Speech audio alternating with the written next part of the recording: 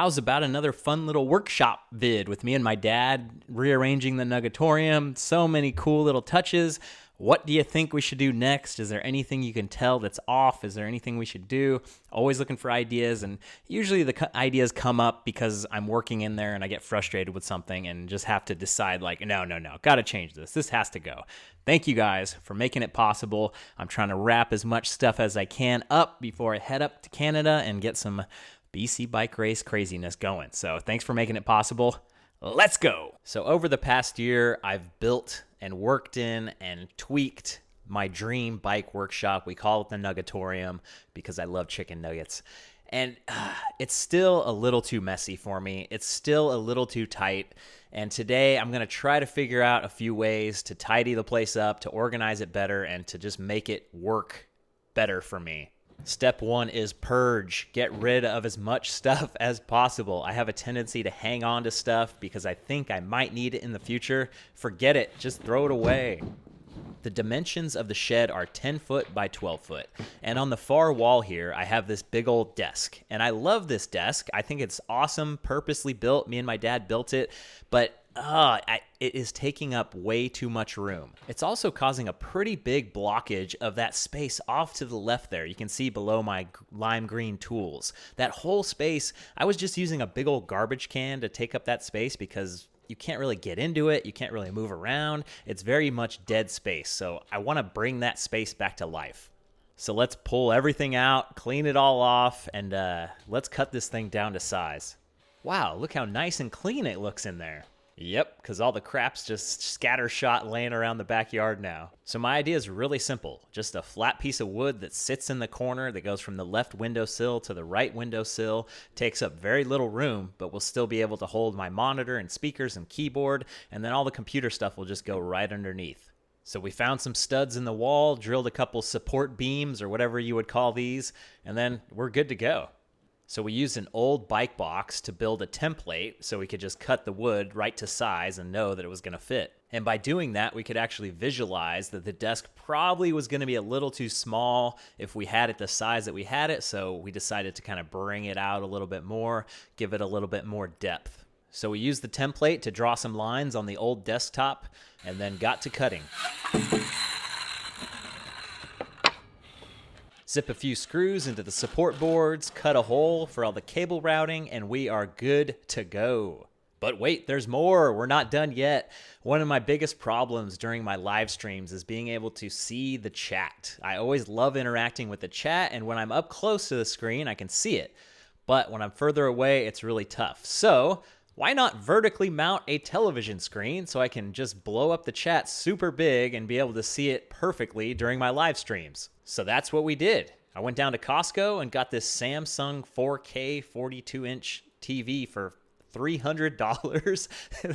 This would be like $1,600 2 years ago or something, but it is perfect. And before I could fire it up and test it out, I had to get the mess off the desk and untangle all this and set it up. Okay, so we got it going, no big deal. But man, setting up a new TV these days, what a pain in the ass. You have to have the app, you have to be connected to Wi-Fi, you have to, you just can't plug in a TV nowadays.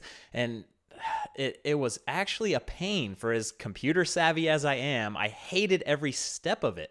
So, of course, I had to go back and find one of the old Ben Cathro videos where he did a vertical video, and oh man, it looks so cool. This is exactly what I visualized when I thought of this, and I was so stoked that it came out so nice. The winds of change are sweeping the Nuggetorium. Okay, maybe it's not the winds of change, maybe it's just this oscillating fan me and my dad installed that is also remote controlled. And a quick update from the last Nuggetorium project, the ceiling-mounted bike stand. I told you guys I would show you the solution that we came up with when we came up with it, and this is what we got. It's a collar made out of wood that allows the bike stand thingy to swing down and not be jiggly at all. It's super solid, and yeah, it's perfect. So the one tool that you guys have suggested over and over and over again for me to get is an air compressor. And I've never really cared about having one in the shed because it would be too loud. It's just such a disruptive, crazy thing. I was thinking if I could put it outside the shed and then run a hose inside the shed, that would work. But it just so happens that my dad bought this one that is like super quiet for an air compressor. It's still loud-ish, but it is not that bad at all. So we decided to take some stuff out of the attic and mount it up into the attic, and it worked out pretty damn good. Heave ho! So we invested in some high-quality Harbor Freight goodness. We got this hose reel. It's about 25 feet, I think, and it's actually pretty good because there's a future project that'll be in one of the next videos where I need the hose to be able to go outside. So we got some big old lag screws and buried them into the attic loft shelf thingy right here, and this is such a perfect easy access point to be able to grab the hose and use it. So of course I'm not going to climb into the rafters every time I need to flip the switch on the air compressor, so I programmed one of my smart plugs to talk to Google so I could just do a voice command, hey, turn on the air compressor. Okay, I'm going to philosophize here for a second, but the Nuggetorium is like a microcosm for life, and if you never stop and think about how am I moving through here, what could I do to make this better, how could I live more intentionally? I know that's like a buzzword, but it's so true. There's things happening in here every day that I put up with that are just messed up that I could totally fix and my life would be so much easier. And for me, the best example of this is my work gloves. I never know where they are, so I intentionally made a place for them using a magnet. I've been on a big magnet kick lately. So I bought a few of these strong fishing magnets from Amazon, and they actually made up really well with the head of the lag bolts that we used to put the workbench together. So while we're at it, let's do some more magnet stuff. I've got a few tools that I'm constantly using all the time that would be great to have them right at arm's reach instead of having to reach up and grab them from the tool wall. My tape measures could also use a home. They're always floating around and hard to find. I saw this thing on Pinterest where they used picture frame hanger hardware to hold tape measures. It was a bit of a pain nailing this thing in. I felt like I was going to break the nails, break the hanger, but somehow I didn't. I'm happy with the way it turned out. It slides in decently easy and pulls out decently easy. It's not perfect, but it's pretty good. I also put one in on the right side. Got to have that symmetry.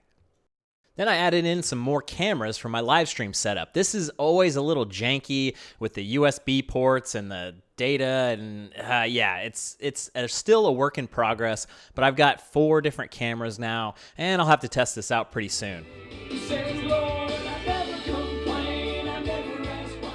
I've been using these bins from IKEA underneath the workbench, and they work really well. Really quick, easy access to stuff.